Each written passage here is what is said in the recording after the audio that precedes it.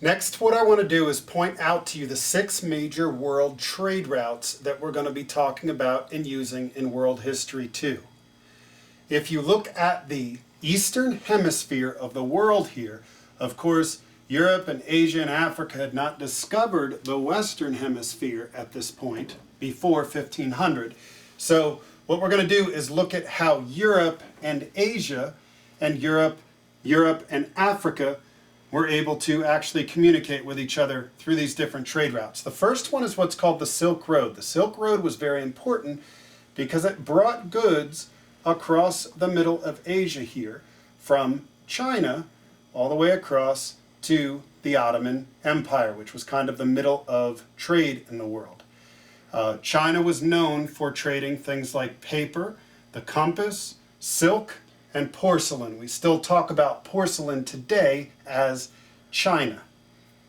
If you come this way, the Chinese actually used a route called the Maritime Indian Ocean route, and that ended here in the Red Sea, and it also ended over here in the Ottoman Empire. So the Chinese were able to get their paper and their compass and their silk and so on over here to the Middle East by using this maritime or ocean, specifically Indian Ocean trade route.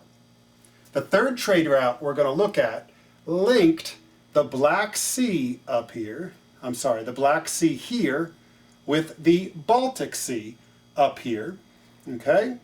And this is called Northern European River Trade, okay? And you can see primarily the product that was brought along here was a product called amber, which is made of a sap, and it is actually a type of jewelry. If you come over here to Europe, Europe is infiltrated with rivers. And so Europe basically traded back and forth across the Mediterranean Sea here and up into Europe by way of rivers, okay? So if we look at European trade in general, Europe traded down this way out into the Mediterranean, and then they would come across this way and again end up in the Ottoman Empire.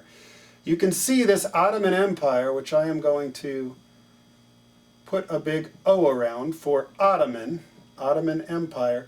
You can see their importance in world trade. They were kind of the center of world trade.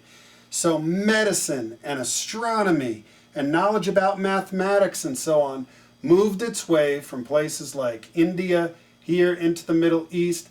Products from China and so on ended up here in the Middle East, and then products from Europe ended here in the Middle East. So the Ottoman Empire was kind of a center for trade. The Ottoman Empire itself traded things like tile and traded products eventually like coffee.